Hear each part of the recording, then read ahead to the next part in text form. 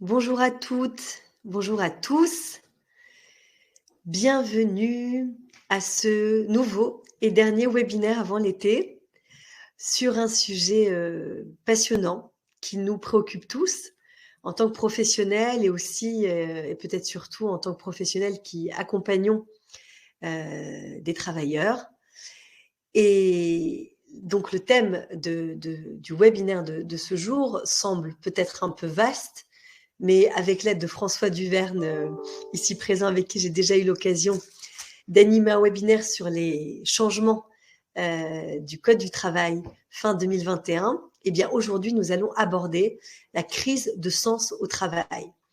Alors, c'est un sujet qui paraît être comme ça un lieu commun et qui en fait est une réalité à la fois sociétale et aussi une réalité du monde donc du travail en tant que tel, mais du droit.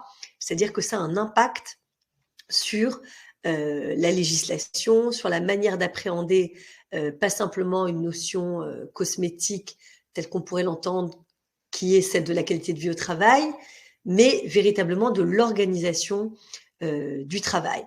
Donc, quand on parle de crise de sens au travail, on a souvent des prismes très larges, mais ce qu'on entend communément, c'est soit je trouve plus de sens à mon travail, j'ai envie de me renouveler, de changer, de me mettre à mon compte.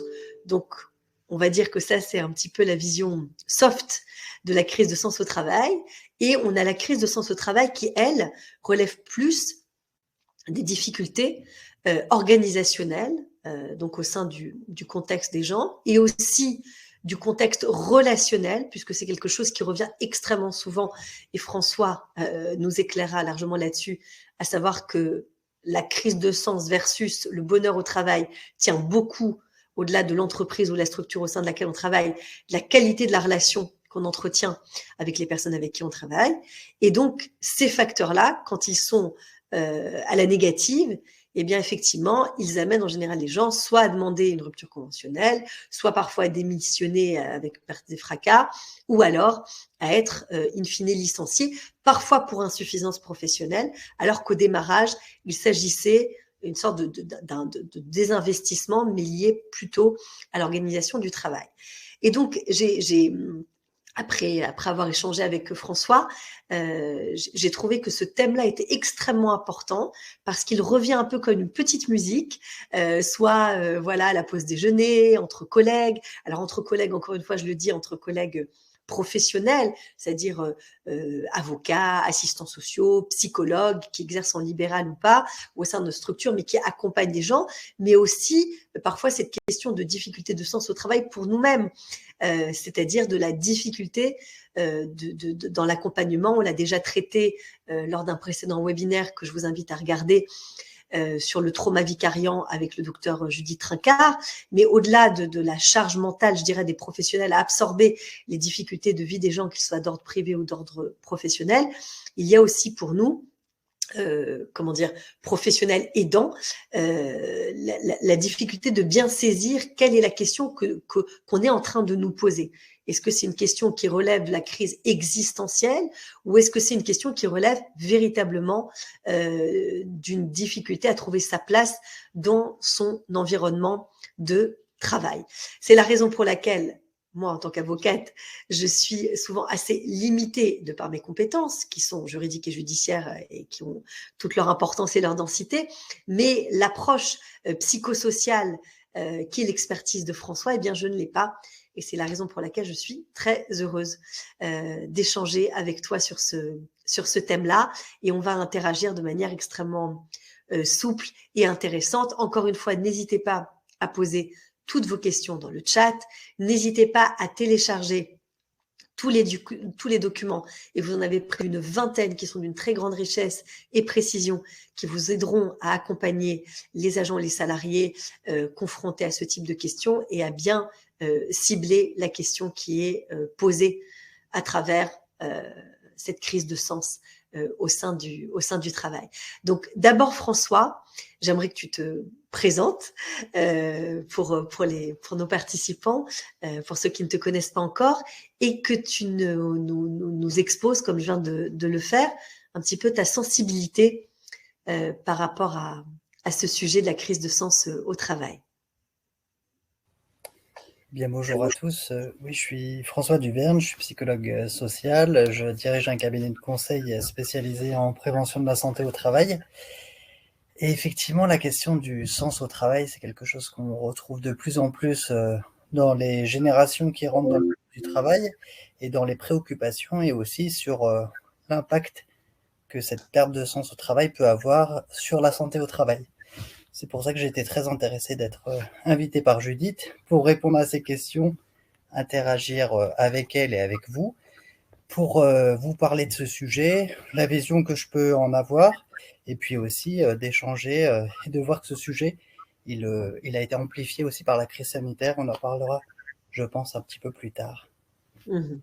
Alors, juste on va démarrer par une question plutôt générale, François.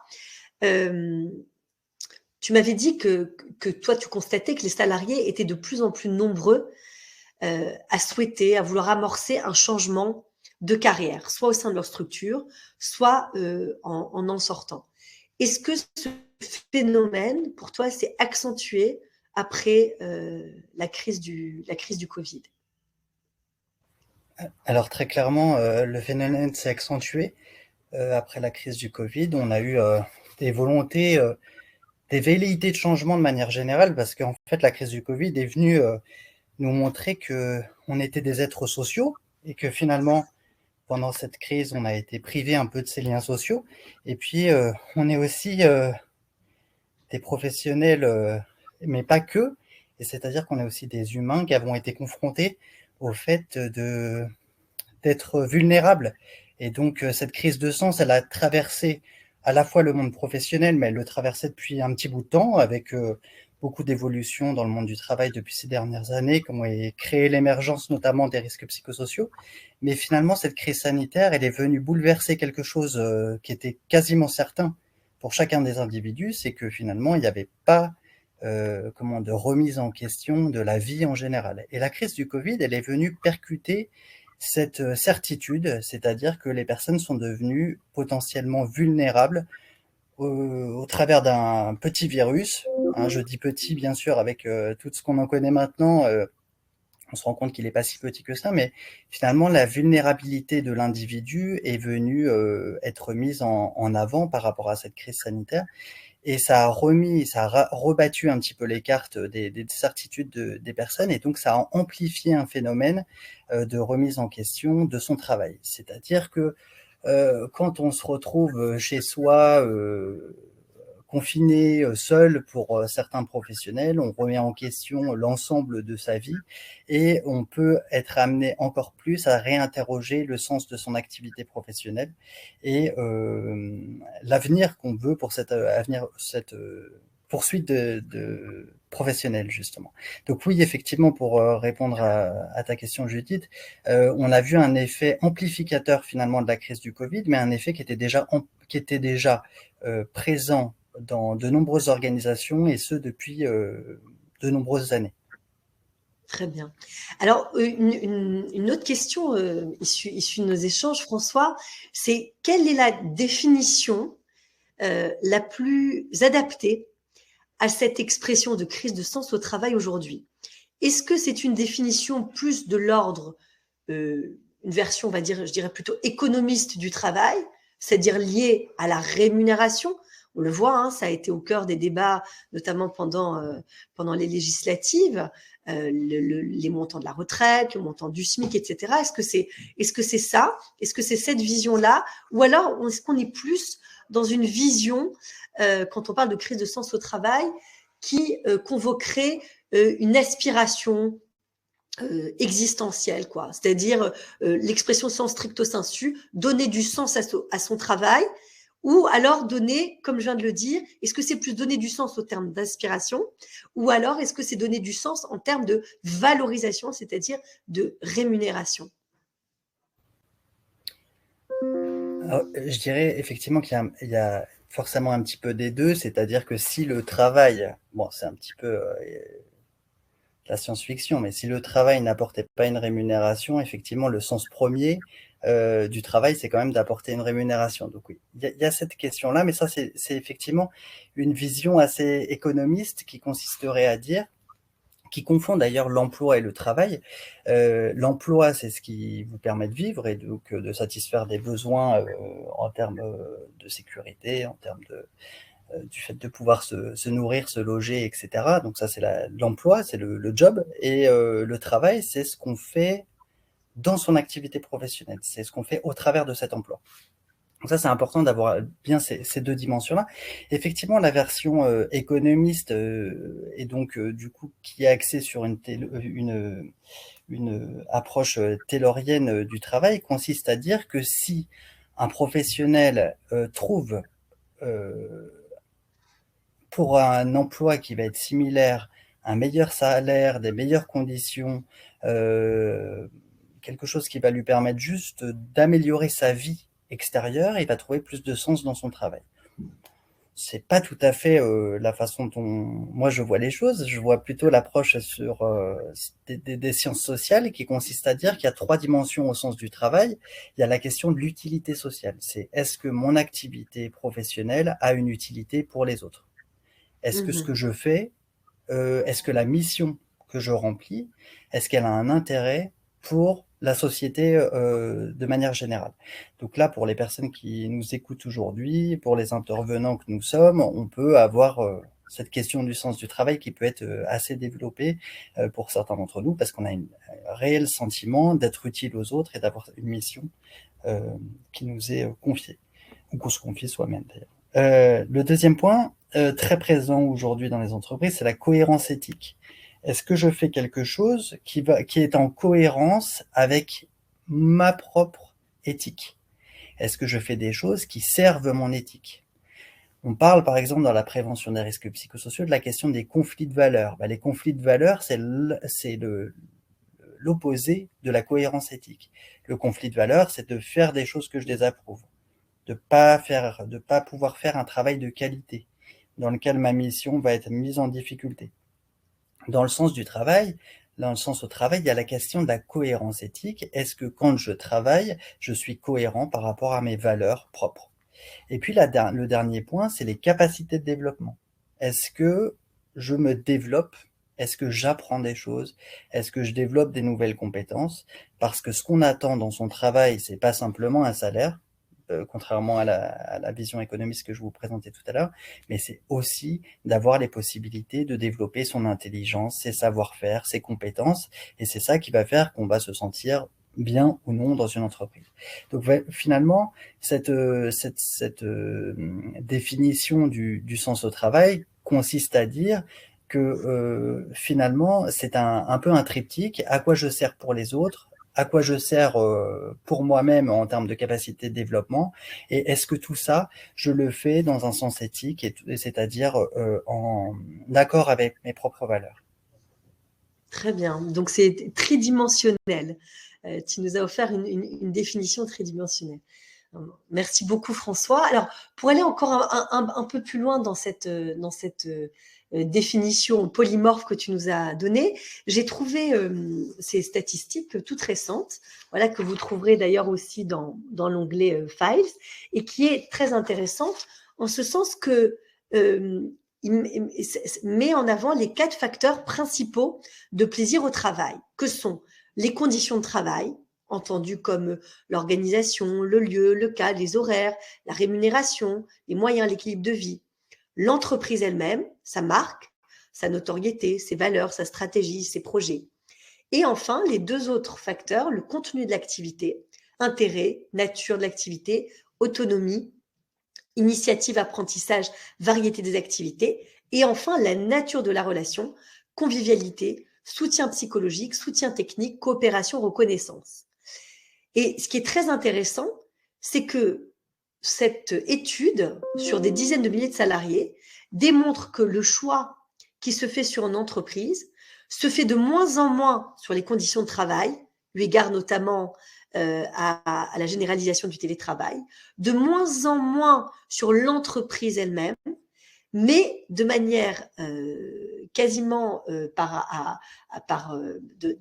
manière majoritaire sur le contenu de l'activité et, deuxième place, sur la nature de la relation. Ce qui fait que le contenu de l'activité, beaucoup plus que l'entreprise, que représente l'entreprise elle-même ou les conditions de travail, est devenu un enjeu absolument prioritaire aujourd'hui. Or, on assiste à une critique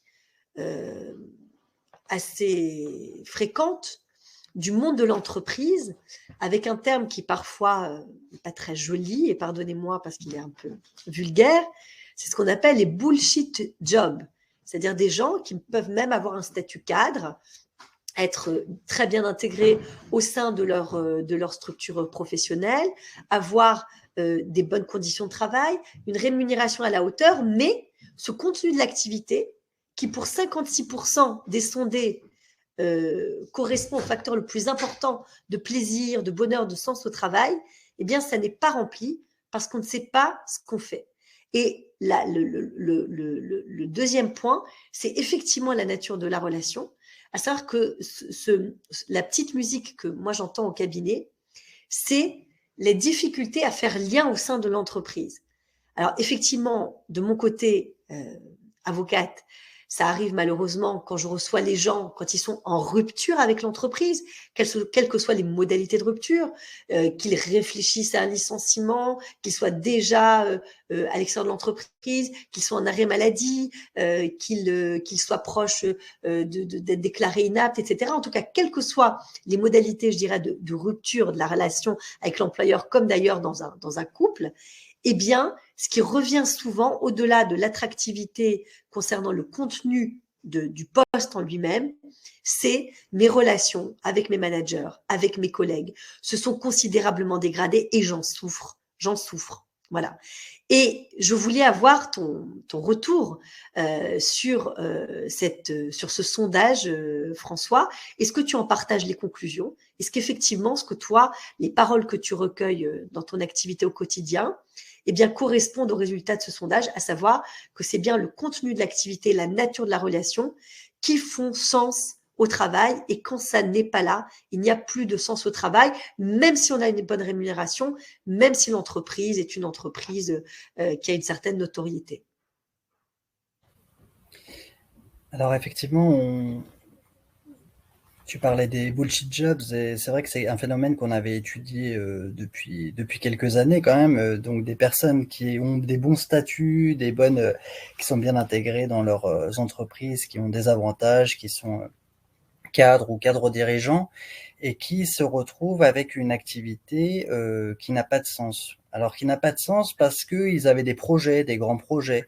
Ils avaient imaginé qu'ils allaient avoir justement un contenu du travail fourni, intéressant, qu'ils allaient sauver le monde pour certains. Donc ça peut être des personnes qui travaillent dans des ONG, des gens très diplômés, etc.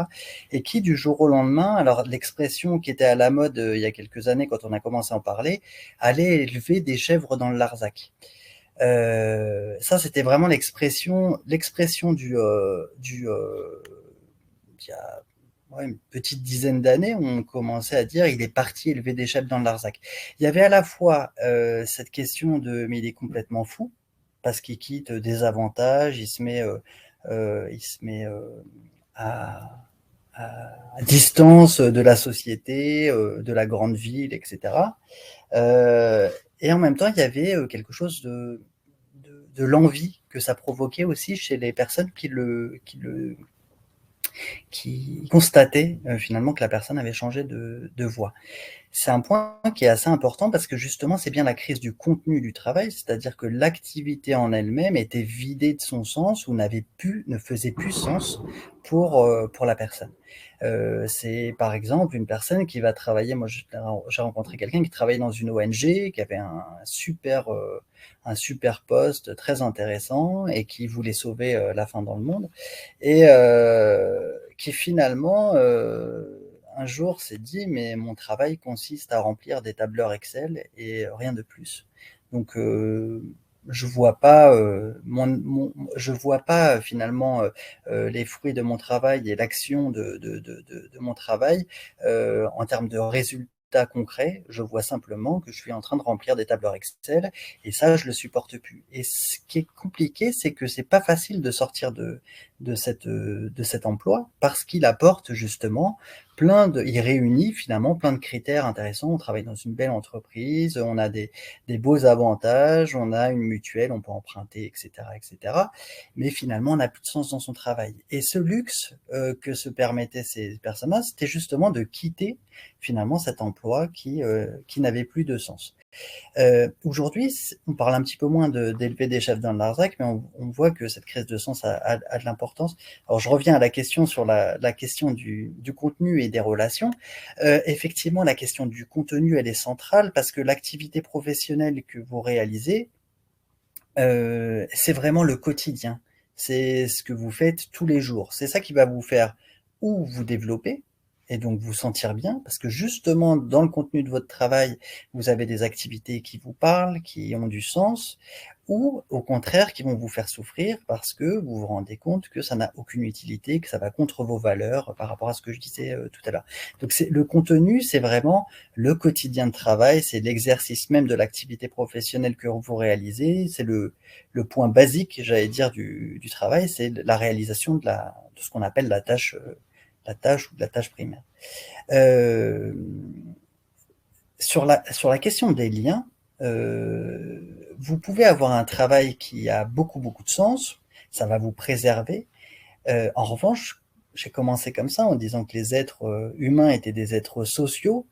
Ce qu'on voit aussi comme étant un facteur extrêmement important pour donner du sens au travail, c'est qu'est-ce que je représente comme rouage d'une chaîne. C'est-à-dire, je fais partie d'un tout.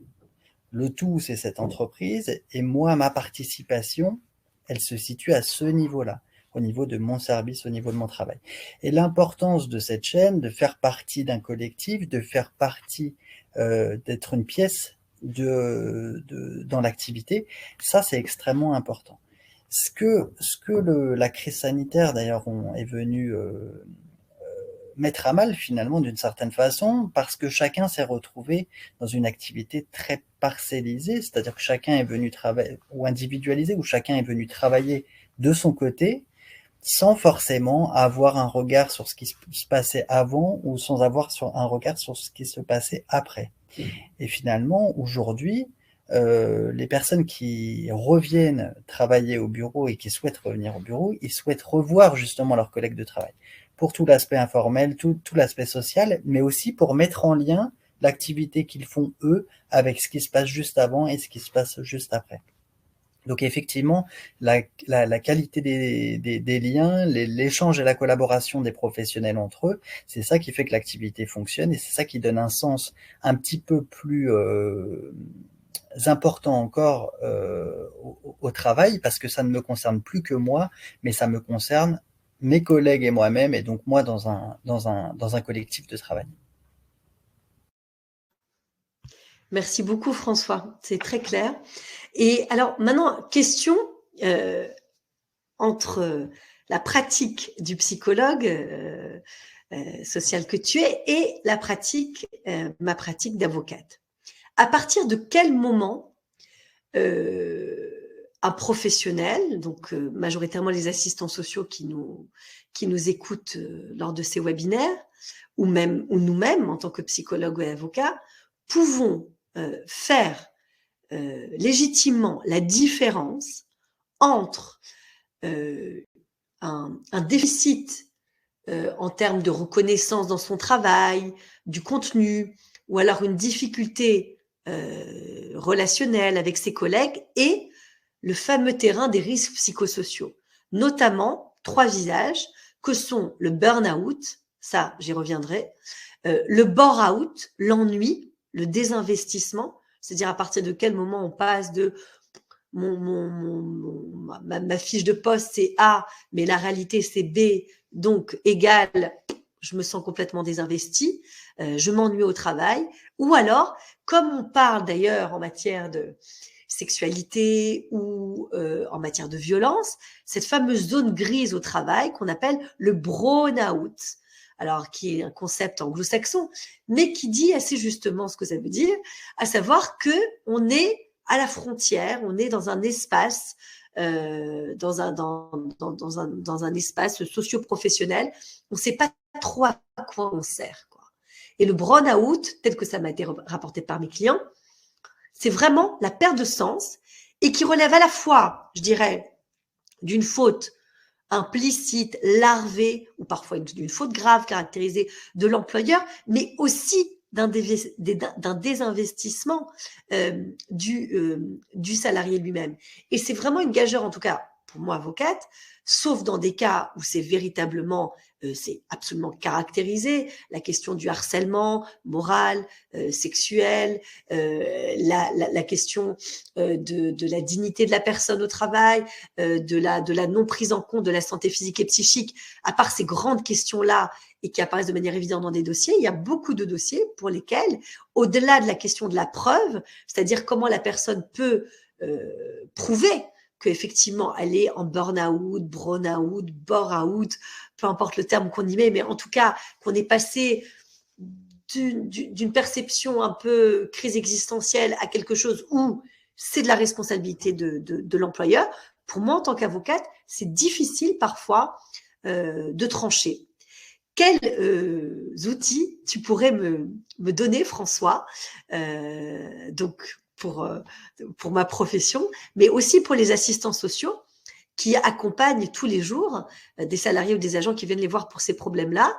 Comment les aider à délimiter, évidemment, sans trancher, parce que ce soit un avocat en assistance sociale, on ne peut pas avoir une posture absolument lapidaire en disant oui, il faut absolument saisir le prud'homme ou porter plainte, ou alors au contraire, surtout, ne faites rien, c'est de la gnognotte, ce sur quoi vous vous plaignez, vous n'avez qu'à changer de travail, demander une mutation dans un autre service. Comment se positionner sur ces sujets-là qui sont éminemment complexes? Je pense que ce qui va nous caractériser tous, c'est la capacité d'écouter ce que raconte le professionnel de sa situation professionnelle et comment il le vit. Chacun à notre place et chacun dans nos corps de métier respectifs, on va être le réceptacle de situations professionnelles qui vont décrire parfois un ennui au travail parce que la personne va être privée d'activité professionnelle et donc si à terme la personne reste dans cette situation, le risque majeur qu'elle encourt justement, c'est une forme d'épuisement professionnel, mais dû au fait de ne pas avoir d'activité. Et là, au niveau de l'identité professionnelle, c'est extrêmement fort. Tout à l'heure, on le disait bien dans la question du sens au travail, il faut que je me sente utile. Quand j'ai pas de travail, quand on me donne pas de travail, la première chose que je vais faire, c'est si on ne me donne pas de travail, je vais me sentir inutile. Je vais avoir du mal à trouver une motivation à venir au travail et je vais me sentir inutile. Le bore-out, l'ennui au travail, c'est très important parce que c'est une comment j'allais dire une pathologie, mais c'est pas une pathologie, c'est une difficulté auquel font face beaucoup de professionnels, mais qui n'osent pas du tout le verbaliser. Donc nous, notre première place, c'est de pouvoir entendre ça et de l'entendre comme étant problématique pour l'individu et de voir ensuite, ça dans un second temps, mais comment est-ce que nous, on peut agir au niveau du conseil qu'on va apporter aux collaborateurs, à l'agent, à l'entreprise parfois, parce que moi mon rôle c'est d'accompagner aussi beaucoup les entreprises et conseiller les employeurs pour éviter que cette situation perdure, pour impacter trop fortement la santé du collaborateur. Mais c'est de pouvoir l'entendre parce que il y a un gros tabou par rapport à ce bore-out, cet ennui au travail. Là où le burn-out, c'est une pathologie, un syndrome d'épuisement professionnel qui est extrêmement valorisé. On n'a qu'à voir d'ailleurs dans les journaux qui n'a pas encore fait son burn-out. À la limite, c'est la personne qui n'a pas fait de burn-out, c'est qu'elle n'est pas assez impliquée dans son travail. Dans certaines entreprises, c'est ça. C'est extrêmement valorisé parce que la personne qui finit à 22 heures ou qui travaille tous les week-ends, on se dit de notre regard extérieur, oh là là, il doit avoir un travail très intéressant, c'est quelqu'un d'important vu qu'il est sursollicité par son entreprise. C'est très juste, François. Tu viens de m'ouvrir mes chakras, si je peux m'exprimer ainsi. Je n'avais pas réalisé à quel point, pardonne-moi de te couper, mais sur ce point-là, je pense que c'est très important de faire un petit arrêt sur image, à quel point, en fait, cette notion de burn-out, même si elle relève d'un contexte professionnel délétère, est de prime abord plutôt valorisant pour la personne qui s'en prévaut. Et ça fait une grande différence par rapport aux autres types de risques psychosociaux. Mais je te laisse continuer, mais je trouve que très, très important ce que tu viens de dire, parce que dans la posture, on est dans un autre positionnement, dans la manière d'accompagner la personne qui va nous voir et qui se prévaut d'un burn-out. Tout à fait. Et puis avec notre société et la manière dont on a recruté d'ailleurs les professionnels pendant de longues années, on leur a demandé s'ils étaient disponibles à 100%, s'ils ne comptaient pas leurs heures, s'ils pouvaient être joints en dehors de leurs horaires de travail. Alors aujourd'hui, on en revient, hein. On en revient parce que, bon, on va pas faire une présentation précisément sur le burn-out, mais le burn-out touche quand même les professionnels les plus impliqués, les plus aguerris, ceux qui travaillent le mieux. Et quand une entreprise perd un de ses professionnels, ça fait un gros problème dans l'entreprise. Donc aujourd'hui, on travaille sur la qualité du travail, sur l'équilibre entre les temps de vie, etc. Mais le burn-out est toujours regardé et sera regardé, non pas comme on entend beaucoup ça, enfin, c'est ce qu'on renvoie parfois aux professionnels d'une pathologie liée à la faiblesse de l'individu qui n'a pas su tenir. Les personnes qui font des burn-out, c'est pas du tout ça. C'est des personnes qui ont su tenir pendant très très très très très longtemps, là où d'autres ont lâché beaucoup plus tôt, et ils ont eu raison d'ailleurs quand on connaît les conséquences négatives sur la santé, mais où la personne a tenu très très très longtemps, et c'est pour ça que l'épuisement professionnel est là et que la violence de cette situation est là. En revanche, dans cet aspect positif, du point de vue de la société sur l'engagement, sur la performance, et donc par conséquent, j'allais dire en lien direct, eh ben, une phase d'épuisement professionnel, ce mot-là, burn-out, a éliminé beaucoup d'autres pathologies ou d'autres problématiques, pardon, plutôt que pathologies, liées au travail. Liées au travail ou non d'ailleurs. Aujourd'hui, on parle de burn-out pour tout et n'importe quoi, et par exemple, on parle quasiment plus de dépression. Parce que la dépression, c'est l'inverse. C'est quelqu'un qui n'arrive pas à se mobiliser, quelqu'un qui est un petit peu faible, quelqu'un qu'il faudrait secouer, qui n'arrive pas à se motiver. Il y a une vision extrêmement négative associée au terme de la dépression. Et donc, petit à petit, finalement, ce terme burn-out, il a pris une place extrêmement importante pour exprimer un mal-être au travail. Et en fait, c'est ça qu'il faut retenir, que ce soit bore-out, que ce soit burn-out, que ce soit même harcèlement dans la plupart des situations dans lesquelles c'est énoncé, ça exprime un mal-être dans le travail. Donc notre rôle, c'est d'écouter ces différents signaux. Et sur la question du burn-out, la perte de sens au travail, alors je vous fais une toute petite parenthèse sur la terminologie du burn-out. Burn-out, c'est quand on est sur courant alternatif. Il y a le blackout. Blackout, c'est il n'y a plus de courant. Le burn-out, c'est vous avez quelques heures par jour, un petit peu de courant. Ben, c'est ça le burn-out. C'est-à-dire que parfois, on trouve un petit élan de motivation parce qu'on trouve un petit peu de sens dans son activité, et la plupart du temps, ben, on n'a pas de motivation parce qu'on n'arrive pas à trouver de sens dans son activité. Et cette perte de sens, ben, elle est légitime. Moi, j'ai juste envie de dire, voilà, elle est légitime. C'est-à-dire que aujourd'hui, les organisations du travail se sont beaucoup complexifiées. On a des activités qui ne sont pas, enfin qui peuvent être encore une fois très loin d'une activité dans laquelle on a la visibilité sur l'action qu'on mène directement. On est souvent avec des centres de décision qui sont très loin de l'activité réelle. Et cette question de la perte de sens au travail, elle est très très présente parce que finalement, on n'est pas tous artisans. Et c'est là où je voulais en venir, c'est que les démissions, la difficulté de recrutement dans certains métiers, les départs pour crise de sens au travail, souvent les personnes qui quittent leur entreprise pour cette raison-là, ils ont envie de retrouver du sens au travail et donc d'utiliser leurs autres sens. Et ça, je pense que c'est un point qui est important pour nous aussi, c'est que finalement, on pense beaucoup au sens, j'allais dire, quasiment exclusivement intellectuel du travail, mais il y a aussi les autres sens. Et les personnes qui démissionnent de ces fonctions dans lesquelles ils perdent leur sens au travail, la plupart, ils vont vers des métiers d'artisanat, justement, des métiers de bouche, des métiers où ils vont utiliser leurs autres sens. Et élever des chèvres dans le Larzac, c'est un exemple très précis. Quand vous élevez des chèvres dans le Larzac, vous l'élevez pour faire du fromage ou du lait ou je ne sais quoi, c'est le goût. Ça sent quand même très fort les chèvres, hein, donc l'odorat est associé aussi. On est souvent dans cette recherche de sens au travail, mais on est surtout dans cette recherche de sens tout court.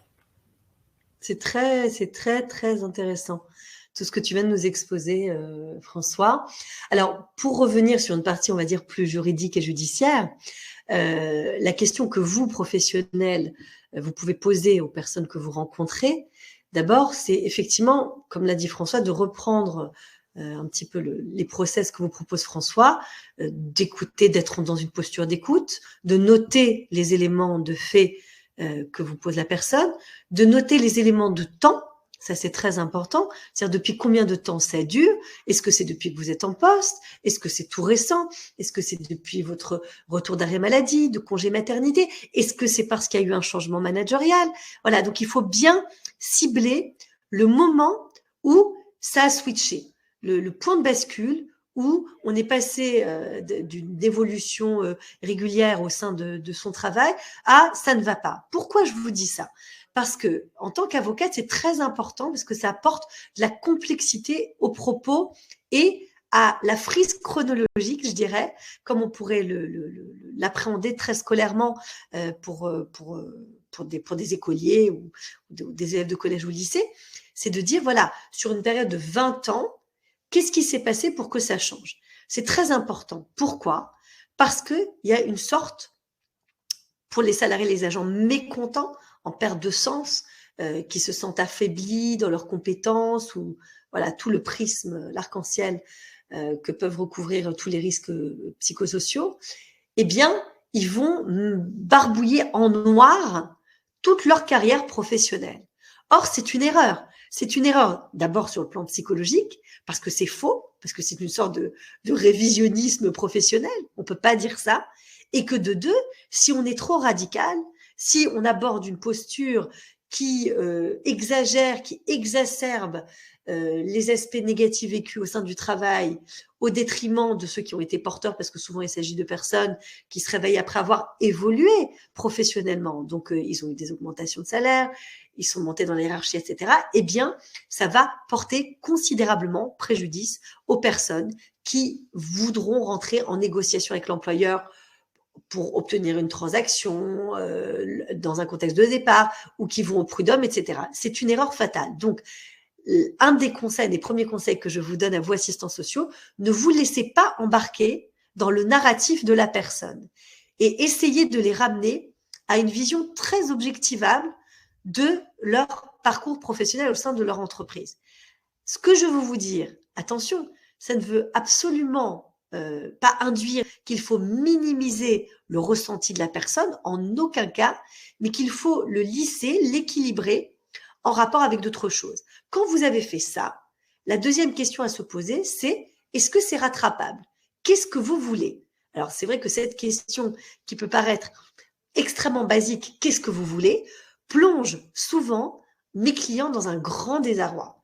Quand ils viennent me voir pour un problème au travail, ils ne savent pas quoi faire. D'abord parce qu'ils ne connaissent pas l'état du droit, ils ne savent pas forcément ce à quoi engage une procédure de licenciement, une rupture conventionnelle ou une démission, une prise d'acte. Mais c'est surtout que véritablement, ils ne savent pas. Ils ne savent pas parce que, comme le disait précisément François, c'est que vous avez d'un côté ce qu'on pourrait appeler communément en psychologie ou peut-être un peu psychologie de bazar, François, mais en quelque sorte la zone de confort, c'est-à-dire que vous êtes installé à un poste, vous avez votre mutuelle, vous avez le comité d'entreprise, vous avez vos collègues, ok, vous vous ennuyez, ok, c'est pas idéal, ok, vous avez l'impression d'être un petit maillon de la chaîne, mais vous savez même pas qu'est-ce que votre travail produit in concreto, mais malgré tout, vous avez votre salaire, les impôts sont prélevés, vous avez une sécurité de l'emploi, voilà. Et à ça vient se mettre en balance ce qui pulse à l'intérieur de la personne en disant « je n'en peux plus, je ne supporte plus, je veux me renouveler, je veux changer de vie ». Eh bien, quand vous posez cette question très simple, qu'est-ce que vous voulez? Eh bien, attendez-vous, vous assistants sociaux, à voir des éclairs parfois de désarroi dans le regard des personnes que vous confrontez à cette question. Parce que ça leur demande de se positionner. Et donc, c'est là-dessus que j'attire votre attention. Première étape, donc il faut donner une vision objectivable du mal-être de la personne. Et la deuxième chose, c'est qu'il faut renvoyer la personne à son propre désir, à sa propre volonté d'action ou au temps de réflexion dont il a besoin. Ce que je veux dire par là, c'est qu'en aucun cas, il faut propulser les personnes que vous rencontrez, encore une fois, qui ne sont pas dans des cas graves avérés de risques psychosociaux, de harcèlement moral, sexuel ou de mise en cause de leur sécurité physique ou psychique, eh bien, il ne faut pas tout de suite leur dire, vous voyez, je ne prêche pas pour ma chapelle en disant ça, il ne faut pas leur dire tout de suite, allez voir un avocat, voyez ce qu'il faut faire, etc. Au contraire, c'est plutôt une profession comme celle de François vers qui il faut orienter les gens, un psychologue qui a des compétences que n'a pas un avocat et qui, avec toute sa sensibilité et sa connaissance du monde du travail et de la psychologie humaine et de la psychologie sociale, pourra permettre à cette personne d'exprimer beaucoup plus finement où se niche son mal-être au travail. Et maintenant, on arrive à la troisième étape, c'est que si effectivement, après avoir passer en revue toute la carrière professionnelle de la personne et dire « Ah bah oui, là, il y a vraiment un espace-temps où c'est très problématique, il faut que ça change. » Si, en deuxième temps, la personne vous a exprimé très clairement les points sur lesquels elle ressentait un malaise, elle voulait que ça change, eh bien, la troisième étape, là, on arrive vraiment au juridique, au judiciaire, qui est ma profession, c'est qu'il faut des pièces. C'est-à-dire qu'il faut offrir des contours à ce mal-être. Alors, ce mal-être, il va falloir effectivement, là, pour le coup, être aidé par un avocat, il faut le définir, le qualifier juridiquement. Est-ce que c'est du harcèlement moral? Est-ce que c'est une atteinte à la dignité? Vous avez par exemple beaucoup de manifestations très désagréables dans le monde du travail qu'on appelle des mesures vexatoires. Et ça, c'est quelque chose de très, très commun. Les mesures vexatoires sur ma jurisprudence ne sont pas du harcèlement. Je vous donne quelque chose de très concret. Quelqu'un qui après le Covid, retourne en poste, mais il n'a pas les mêmes compétences que quelqu'un de peut-être un peu plus jeune que lui, qui pendant le Covid a fait une formation sur tel ou tel sujet. Eh bien, au retour sur site, on va donner une responsabilité supplémentaire à ce jeune par rapport à ce senior. Est-ce à dire que ce senior souffre d'une discrimination du fait de son âge, ou ça veut dire quelque chose en dur, quoi, qu'on lui a enlevé ses responsabilités au profit d'un plus jeune? Est-ce simplement des mesures vexatoires? Est-ce tout en haut une atteinte très forte à la dignité de la personne? C'est ça qu'il faut pouvoir délimiter. Donc, bien évidemment, si c'est un événement isolé de tout le reste, on ne peut pas prendre cet événement-là en disant « Ouh là là, c'est un risque psychosocial, on est dans du harcèlement, il faut tout de suite aller voir un avocat, etc. » La première des choses à faire, d'abord, c'est d'être, pour vous, assistants sociaux, dans une vision solution. Et la première solution, c'est d'abord de s'assurer de la preuve des faits, quelle que soit la qualification, qu'on appelle ça harcèlement, discrimination, malaise, mesure vexatoire. Il faut avoir la preuve de ces faits. Le salarié doit acter par des témoignages écrits, des mails, des messages téléphoniques, la réalité de ces agissements, que ce soit encore une fois du harcèlement ou pas, que ce soit des agissements répétés ou pas, et de conserver ces preuves par devers lui, par des moyens sûrs, notamment sur un disque dur externe. Et d'ailleurs, je voulais vous dire que pour les personnes qui vivent une crise existentielle au travail, ils sont souvent dans une phase de grande confusion et ils ne prennent pas le temps de collecter ces fameuses preuves qui vont pouvoir leur permettre de discuter pied à pied avec l'employeur. Eh bien, même dans une procédure, notamment dans une procédure de licenciement, le salarié ou l'agent a le droit de revenir sur site, même après un long période d'arrêt maladie, pour aller sur son ordinateur et collecter le maximum de pièces, même qui irait à l'encontre de l'employeur. On ne peut pas le priver de son poste de travail du jour au lendemain. À minima, il doit pouvoir collecter ce type de pièces. La dégradation de ses conditions de travail, parce que c'est ça que ça veut dire la crise de sens, c'est une dégradation des conditions de travail. Si elle l'affecte durablement, il faut d'abord le faire savoir au sein de l'entreprise. Un salarié ou un agent qui n'a pas fait savoir à sa hiérarchie que ça n'allait pas, eh bien son dossier sera très difficilement défendable par un avocat. Voilà. On n'est pas dans le non-dit, on n'est pas dans les malentendus. Il faut des pièces, il faut des preuves, il faut des faits. Et c'est pour ça qu'il faut alerter des faits de harcèlement en interne, alerter son CSE, alerter les représentants du personnel, commencer d'abord à signaler à son N+1. Si le N+1 n'est pas sensible, il faut sensibiliser la RH, il faut demander à voir le médecin du travail. Et si tout ça ne suffit pas, il faut alerter le CSE et les représentants du personnel. Et si encore tout ça ne suffit pas, il faut le signaler à l'inspection du travail. Mais même quand vous avez signalé à l'inspection du travail, et même dans un cas très extrême, si l'inspecteur du travail constate une infraction et qu'il en informe le procureur de la République, c'est-à-dire qu'on n'est pas simplement dans une phase, dans un espace prud'homal ou litige au niveau du droit du travail, mais aussi un litige pénal, et bien même dans des cas assez graves, on peut proposer une médiation, une conciliation. Il y a des médiateurs du travail qui peuvent faire un travail extrêmement efficace pour éviter de rentrer dans des litiges et des contentieux qui sont extrêmement longs, parce que je vous rappelle aujourd'hui que les délais sont à 3 ou 4 ans au niveau des prud'hommes. C'est-à-dire que moi, j'ai des convocations au Conseil des prud'hommes à Paris dans le 10e à 2026. Et pendant tout ce laps de temps, les gens sont sur arrêt, sont sur pause. Ils n'arrivent pas à se renouveler, ils restent dans ce contentieux-là. Donc, même si cette problématique de crise de sens au travail révèle des problèmes de risques psychosociaux, il faut, autant que faire se peut, trouver des solutions conformes aux intérêts de chacun, à l'employeur et aux salariés ou à l'agent, et essayer de trouver des solutions en interne. Ça peut être un changement de service, ça peut être une mutation, ça peut être une rupture du contrat de travail dans des conditions sur le plan financier bien négociées qui vont être un peu cathartiques pour la personne, qui vont, on va dire, couvrir tous ces préjudices. Mais quoi qu'il en soit, aujourd'hui, et je vous l'ai mis dans les documents, c'est que les fameux barèmes Macron poussent quasiment les salariés, les agents et les employeurs à aller sur le terrain de la négociation et de la discussion.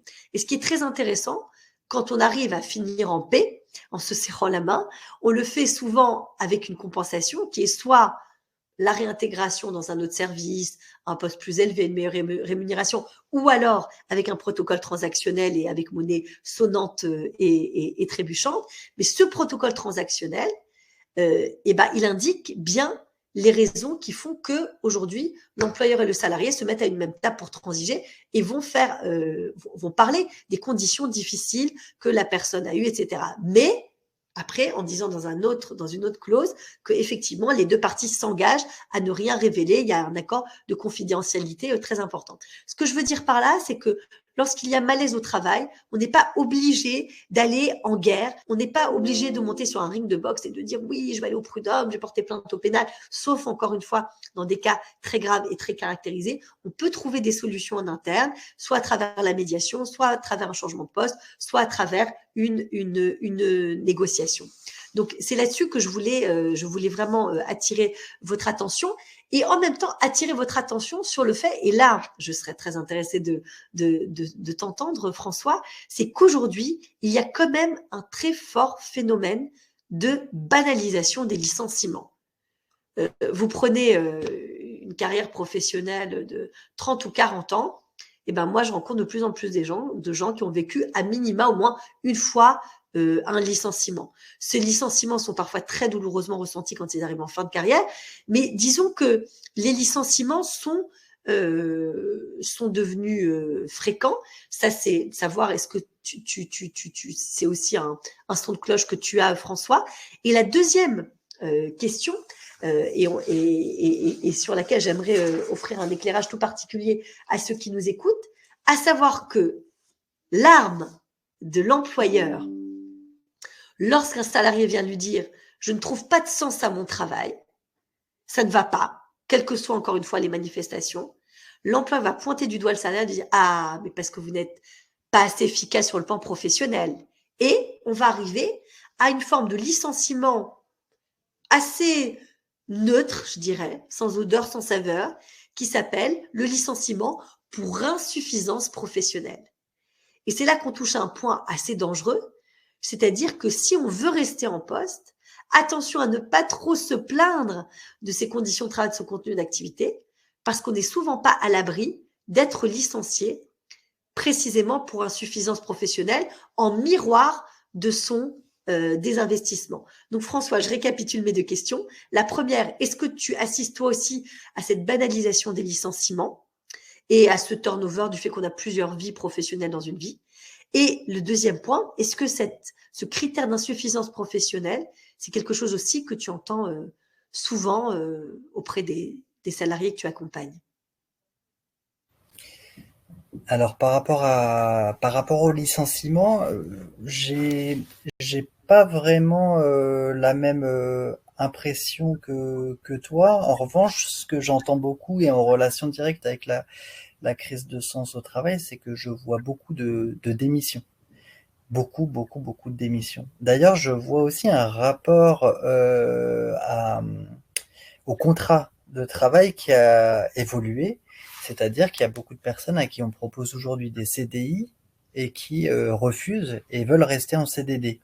Comme si, et alors je pense que ça va dans le même sens que ce que tu disais par rapport au licenciement, comme si le rapport à son entreprise et l'engagement dans l'entreprise, il pouvait plus être le même qu'il y a quelques années avec des années et des années de vie commune, je dirais, entre le salarié et son employeur. Le rapport, en tout cas, a changé et le rapport de force est pour certaines activités de plus en plus en, en faveur du salarié. Alors c'est pas vrai dans tous les milieux, hein, ce que je viens de dire, bien entendu. En revanche, on se rend compte aujourd'hui que les entreprises ont des difficultés de fidélisation de leurs salariés. Et alors par rapport à ta deuxième question, très clairement, effectivement, et c'est là où le sujet me paraît extrêmement intéressant et très complexe à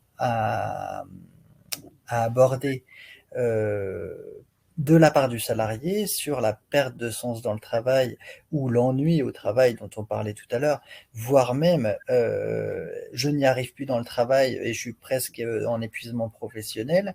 C'est très difficile pour le salarié de pouvoir l'exprimer parce que on va remettre en question effectivement non pas l'organisation du travail, le contenu du travail ou ce qui lui est demandé de faire, mais les capacités de l'individu à faire face à ses demandes professionnelles.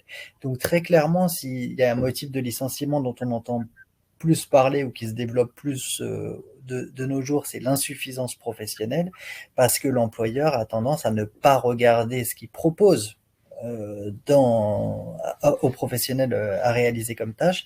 Il regarde surtout la capacité du professionnel à remplir ses missions. S'il n'y arrive pas parce qu'il y en a trop, il est insuffisant. S'il n'y en a pas assez, bah, c'est qu'il n'a pas suffisamment proposé d'action pour, euh, pour en créer. Et s'il perd du sens dans son travail, bah, c'est que il n'a pas su faire preuve d'assez d'engagement pour trouver du sens dans son travail. Donc effectivement, la responsabilité est souvent reportée à l'individu sur cette question de, de, du sens au travail. Je partage tout à fait. Merci beaucoup François. Et je relis ce que tu viens de dire à ce que tu disais sur le burn-out. Parce que quelqu'un qui se prévaut d'un burn-out, automatiquement, on va interroger, à l'inverse de ce que tu viens de dire concernant la crise de sens au travail, on va interroger l'organisation au sein de l'entreprise. Alors que quelqu'un qui va se plaindre du perte de sens au travail, on va le ramener à ses propres difficultés à lui. Et c'est pour ça que c'est assez, je dirais, et je veux pas prendre un mot trop tarte à la crème, etc., mais c'est assez pervers. C'est-à-dire qu'il faut faire extrêmement attention aux termes qu'on emploie parce que forcément, l'employeur va s'en saisir pour vous ramener à vos propres responsabilités. Et la finesse ou la petite perversion, je dirais, dans le cas de l'insuffisance professionnelle, c'est que l'insuffisance professionnelle, eh ben, je vous fais un petit focus là-dessus parce qu'elle est très importante corrélée au sujet du jour sur la crise de sens au travail, c'est qu'elle n'est pas obligée de revêtir un caractère fautif. C'est-à-dire que c'est un mode de licenciement quasiment objectif. L'insuffisance professionnelle, ça consiste en l'incapacité du salarié à exécuter son travail de façon satisfaisante. Elle résulte des échecs, des erreurs ou autres négligences imputables au salarié sans pour autant, c'est ce que dit la jurisprudence constante, revêtir un caractère fautif. Elle doit être établie par des éléments objectifs constatés sur une période suffisamment longue pour ne pas apparaître comme passagère ou purement conjoncturelle.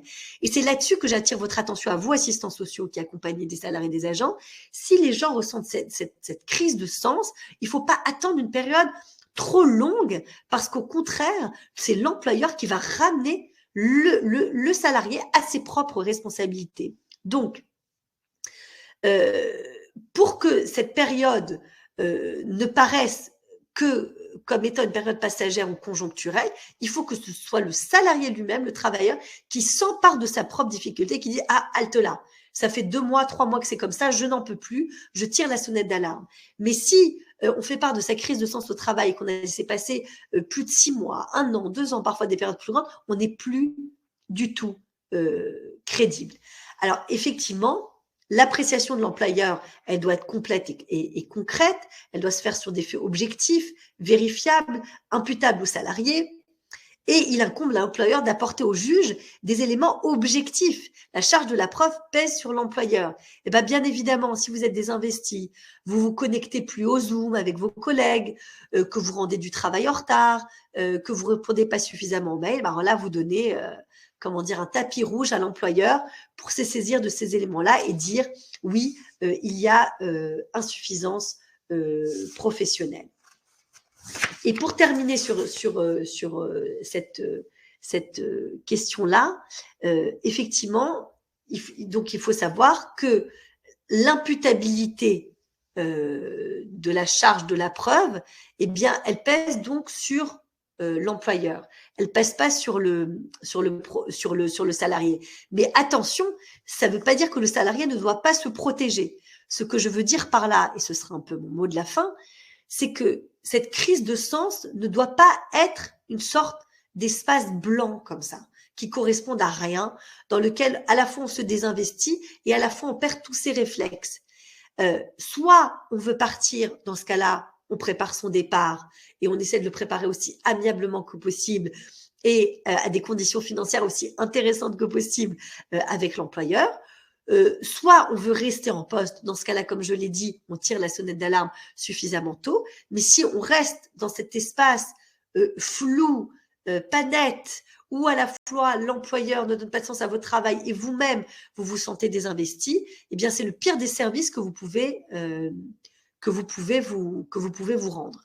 Donc, l'élément que je vous donnerai à vous, assistants sociaux, qui recevez des personnes qui vous font part de ces questions qui peuvent paraître comme des questions existentielles, il faut les prendre vraiment au sérieux. Il faut les prendre sincèrement au sérieux. Et je dirais même de creuser un petit peu plus comme des poupées russes, sans vouloir être intrusif, mais rentrer un petit peu aussi dans la sphère privée de la personne.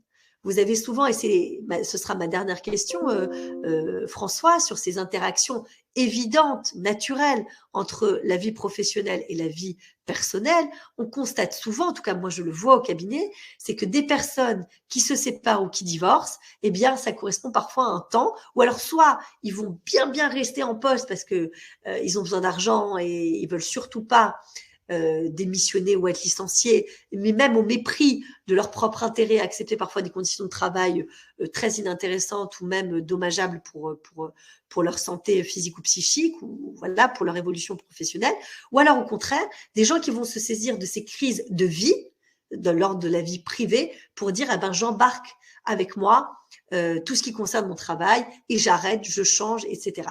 Il faut être très précautionneux là-dessus, parce qu'il faut savoir qu'au prud'homme ou même au pénal, l'employeur n'a aucun scrupule. Il mettra en avant que la personne qui a fait part de son grave mal-être dans la sphère professionnelle.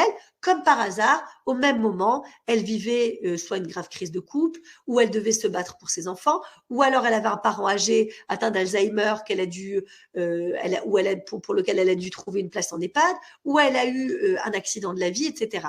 Et donc, ces éléments-là, pardon, il faut interroger à minima, encore une fois, sans être intrusif, mais on ne peut pas se contenter de parler exclusivement, de circonscrire la crise de sens à la sphère professionnelle, puisque de manière générale, en tout cas, c'est ce que je constate au cabinet, elle intègre souvent une part de remise en question qui relève de la vie personnelle. Est-ce que tu fais le même constat que moi, François? Alors, je fais effectivement le même constat parce que la crise de sens, elle peut être majeure. Je disais tout à l'heure, la personne qui travaille dans une grande entreprise et qui part en province vivre une toute autre vie, elle a envie de quitter et son employeur et son emploi et tout ce qui s'ensuit. Donc très souvent, c'est une crise majeure qui vient remettre en question le sens au travail, bien entendu, mais qui peut en tout cas déborder sur la vie privée. Je voulais revenir sur l'élément que tu disais par rapport au fait qu'on pourra reprocher ou en tout cas on pourra attaquer contre-attaquer, on va dire, le salarié en expliquant que c'est des événements de la vie privée qui sont venus interférer dans la décision du collaborateur de quitter son entreprise en situation de litige en plus. Dans l'épuisement professionnel, il y a très souvent des problématiques de couple qui naissent et on va pouvoir dire oui mais en fait il allait pas bien avant ça parce qu'il est en instance de divorce. Et en fait il est en instance de divorce, mais quand vous creusez un peu effectivement sur le passif, la personne a travaillé 18 heures par jour pendant 2 ans. Sa femme, elle a pas voulu accepter ça pour sa vie de famille. La personne partait jamais en vacances, était toujours branchée sur son téléphone. Ça devient inacceptable aussi pour la famille. Et donc, ça, c'est peut-être les conditions de travail qui provoquent aussi la crise familiale, on va dire. Donc, finalement, il est humain et du point de vue de l'employeur, alors la plupart des employeurs, faut pas tous les mettre dans le même sac non plus, mais il est humain et de la part du collectif et même de l'environnement professionnel d'expliquer les difficultés de la personne, surtout si elles sont graves, d'expliquer les difficultés sur le versant de la vie privée. Sauf qu'on peut rien y faire de ça. On peut rien en faire dans l'entreprise, on peut rien en faire. En revanche, il y a beaucoup de choses qu'on peut faire au niveau de l'environnement professionnel pour améliorer les conditions de travail, pour faciliter les choses, pour que la personne se sente mieux dans son travail. Mais il est toujours plus facile, toujours plus aisé et toujours plus, j'allais dire, rassurant pour l'individu de se dire, il est parti en arrêt maladie parce qu'il avait des problèmes avec sa femme. Et non pas, il est parti en arrêt maladie parce qu'il avait des problèmes dans son bureau, et au bureau, il avait tellement de problèmes au bureau qu'en plus, sa femme l'a quitté. Vous voyez, c'est complètement différent. Et c'est la même chose pour le collectif de travail. J'y pense, ça, voilà, c'est un lien un petit peu détourné, mais c'est la même chose pour le collectif de travail qui va toujours trouver plus simple d'attribuer la difficulté d'un collègue qui s'est enfermé, qui s'est isolé, qui a fini par quitter l'entreprise dans des conditions un petit peu difficiles. Ça sera toujours plus facile aussi pour le collectif de travail de se dire bah, il avait sans doute des problèmes dans sa vie privée. Parce que finalement, ça m'enlève à moi ma responsabilité de collègue, d'avoir pris soin de mon collègue. Ça m'enlève ma culpabilité de ne pas avoir su identifier que la personne était en difficulté. Donc c'est finalement une réaction assez naturelle de mettre à distance de sa propre responsabilité en disant c'est la vie privée. En revanche, quand vous interrogez les situations de travail, et le travail prend tellement de place dans la vie en général des personnes qui travaillent, que si on interroge les éléments de travail, on se rend vite compte que ça peut expliquer aussi des difficultés dans la vie privée. Merci François. Donc effectivement, tu nous as bien déployé les vases communicants entre une problématique et une autre. effectivement, votre rôle à vous, assistants sociaux, et j'en terminerai par là, n'est pas de déterminer la racine du malaise de la personne, c'est plus du rôle voilà, de François, en tout cas d'accompagner les gens, mais en tout cas d'essayer d'équilibrer, je dirais, le narratif de la personne. Et précisément pour ne pas l'embarquer dans des stratégies de rupture qui, si elles ne sont pas assumées, et que ce soit d'ailleurs dans sa vie privée ou dans son travail, c'est très difficile de revenir en arrière. Donc, l'idée, c'est pas du tout juste simplement de se conforter dans son travail quand c'est très insatisfaisant. Il faut trouver des solutions. Les solutions, elles peuvent se trouver en interne. Et il faut toujours commencer par les trouver en interne. La première solution, je vous le répète, n'est pas d'aller voir un avocat. La première solution est d'abord d'en parler à son assistant social, au médecin du travail, à un psychologue, de bien déterminer tous les éléments de fait et de temps et d'interaction avec ses collègues et de tâches et de fiches de poste. Et quand tout ça a bien été posé, se poser la question de son désir propre, qu'est-ce que j'ai envie de faire? Et fort de ce qu'on a envie de faire, alors là, effectivement, il faut bien remplir tout le cahier des charges, je dirais, du process en la matière. Même pour les prud'hommes, ce sera extrêmement important. Les prud'hommes n'apprécient pas du tout les conseils des prud'hommes lorsqu'il n'y a pas eu de communication en interne autour de ce litige. C'est-à-dire que quelqu'un qui portera un litige au prud'homme, mais qui démontre ne pas du tout ou très peu avoir informé de son malaise sa hiérarchie, c'est très, très, très mal vu. Donc la solution, elle se trouve d'abord en interne, que ce soit pour y rester dans les meilleures conditions ou dans d'autres conditions, ou alors pour en sortir là aussi aux meilleures conditions. Sachez que dans le cas de ma pratique professionnelle, ce que je négocie beaucoup dans les départs, et ce qui sur le plan de renouvellement compte d'ailleurs tout autant et parfois plus qu'un très joli chèque en bonne et due forme, c'est négocier en même temps que voilà des sommes au regard de l'ancienneté et des préjudices subis, eh bien un montant au titre d'une formation, parfois même d'une formation haut de gamme. J'ai pu obtenir pour certains de mes clients des formations universitaires ou en grande école de commerce ou même en artisanat, comme le disait François, dans des grandes écoles de cuisine, etc., des formations qui coûtaient assez cher, 15 000 ou 20 000 euros, et bien que l'employeur a pris à sa charge. Et je peux vous dire que pour la personne qui quitte l'entreprise, eh bien, effectivement, la crise de sens au travail est très vite balayée parce qu'elle sent qu'il y a un renouvellement qui l'attend assez rapidement. Et c'est aussi une manière pour l'ancien employeur d'admettre en quelque sorte sa responsabilité en prenant en charge les frais de formation future sur un autre métier ou sur une autre expertise de la personne qui quitte l'entreprise. Donc les solutions sont nombreuses. Il faut les identifier avec beaucoup de finesse et surtout réfléchir à l'intérêt de la personne. Et en général, l'intérêt de la personne, ce n'est pas de partir avec fracas de l'entreprise, sauf si effectivement, comme je l'ai dit, le contexte est suffisamment grave pour partir ou pour porter plainte ou pour saisir les prud'hommes sans attendre. Mais en général, dans 80% des cas, c'est pas ce type de situation auquel on est confronté. Donc, il faut appréhender ça avec le maximum de souplesse et d'intelligence possible. Vous dire aussi que j'ai monté un site qui s'appelle toutdroit.fr et qui est une émanation des webinaires et des petits déjeuners juridiques qui ont lieu depuis maintenant plus de 10 ans. Et on en a fait, je n'en suis pas peu fière, entre les petits déjeuners et les webinaires, près de 500, hein, oui, 470. Donc c'est un joli chiffre.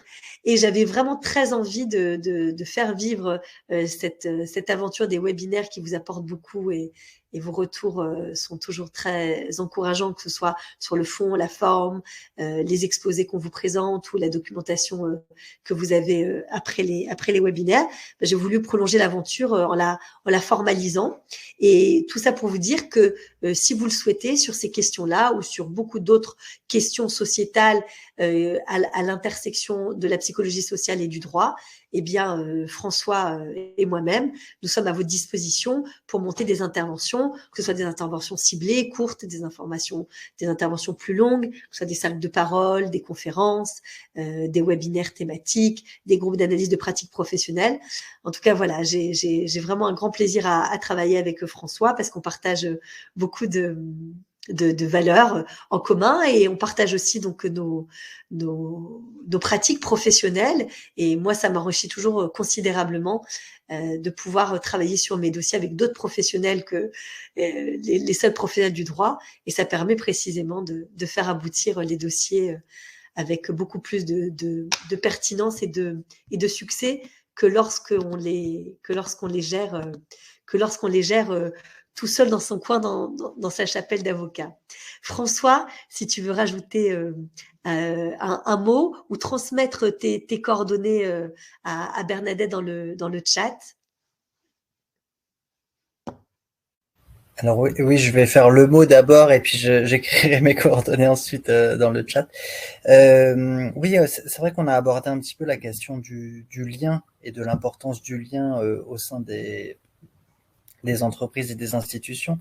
C'est me semble-t-il, un sujet qui est extrêmement important à l'heure où on a eu beaucoup de personnes en situation de télétravail, et encore une fois avec une activité parfois très individualisée.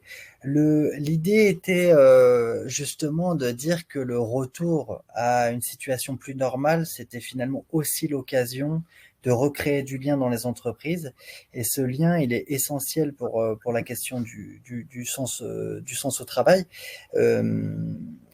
La plupart, moi, des professionnels que j'ai rencontrés, ce dont ils ont souffert en priorité pendant la crise Covid, alors, mis à part quelques situations un petit peu particulières, en tout cas dans le travail pour des personnes qui n'ont pas été infectées de manière trop importante par le virus, vraiment la question de ces rapports sociaux, de ce lien, de retrouver un sentiment d'appartenir à une équipe, d'avoir la visibilité sur le travail collectif, c'est vraiment des choses qui ont été des éléments très manquants pendant les 2 ans qu'on vient de passer. Et c'est vraiment ce sur quoi les entreprises doivent acter aujourd'hui pour pouvoir retrouver des salariés qui ont envie de s'investir, parce que le risque, on n'a pas abordé non plus, mais parce que le temps nous est compté. Aux États-Unis, il y a le Big Quit, les grandes démissions en ce moment. Il y a plus d'1 million de salariés qui ont démissionné de leurs entreprises pour diverses raisons, mais entre autres aussi pour cette question de sens.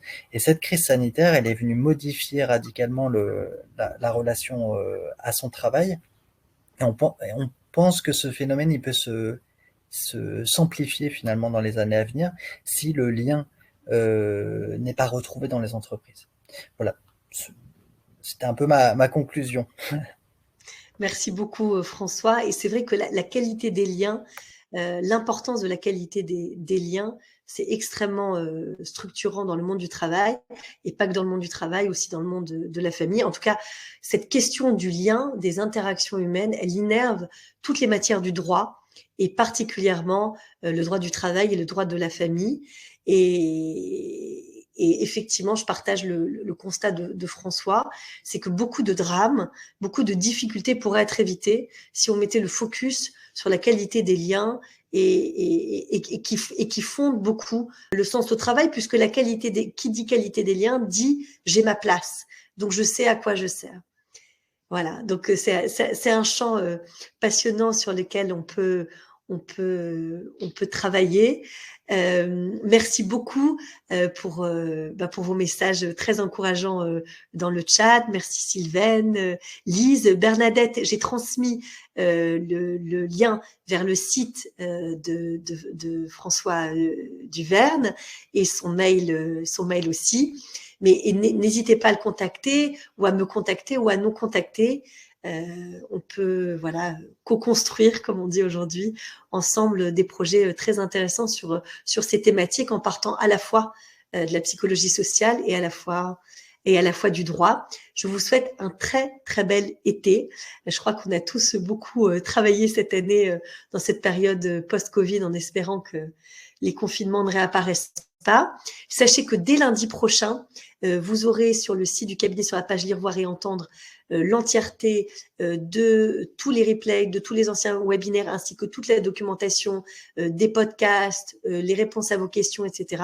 Donc, c'est comme une sorte de bibliothèque virtuelle dans laquelle je vous invite à piocher pour orienter au mieux les personnes que vous rencontrez. Là aussi, je ne l'ai pas dit, mais je vous le répète, vous aviez dans l'onglet Files, je ne sais pas si vous avez pris le temps de télécharger les documents, vous avez un bon de consultation juridique gratuite pour le cabinet. Si vous avez des personnes que vous souhaitez orienter sur ces questions-là, voilà, sachez qu'au cabinet, mais ça fait vraiment partie de mon éthique, je n'entraîne pas les gens dans des procédures longues ou contentieuses immédiatement sur ces questions de crise de sens au travail. Et précisément, je m'adjoins quasiment systématiquement les services de psychologues comme François pour m'aider. Je dis souvent à ces personnes-là, avant de vous donner la vision de ce que dit le droit ou la loi, peut-être aller voir un psychologue ou un médiateur au sein de votre structure qui vous permettra d'y voir un peu plus clair. Voilà, et ben écoutez, merci beaucoup de votre présence massive à chacun de ces webinaires. Et on revient au mois de septembre avec une programmation, si je puis dire, très, très intéressante. Et le premier webinaire, je vous l'avais promis un peu avant, mais je n'avais pas mon intervenant de choc avant. Ce sera le jeudi 22 septembre sur la question du signalement, qui est éminemment essentiel et qui fait partie malheureusement de votre quotidien. Et j'aurai le plaisir d'animer ce webinaire avec Françoise Ferricelli, qui est une pédiatre, une pédopsychiatre qui a été sous les feux de l'actualité précisément pour avoir dénoncé des cas de maltraitance et d'inceste et qui s'est retrouvée en difficulté avec l'ordre des médecins. Mais en tout cas, voilà, ce sujet est éminemment actuel et on démarra par ce sujet-là le jeudi 22 septembre prochain. Je vous dis à très bientôt. Merci beaucoup François. À bientôt pour de nouvelles thématiques et nouvelles actions. Merci. Au revoir. Au revoir.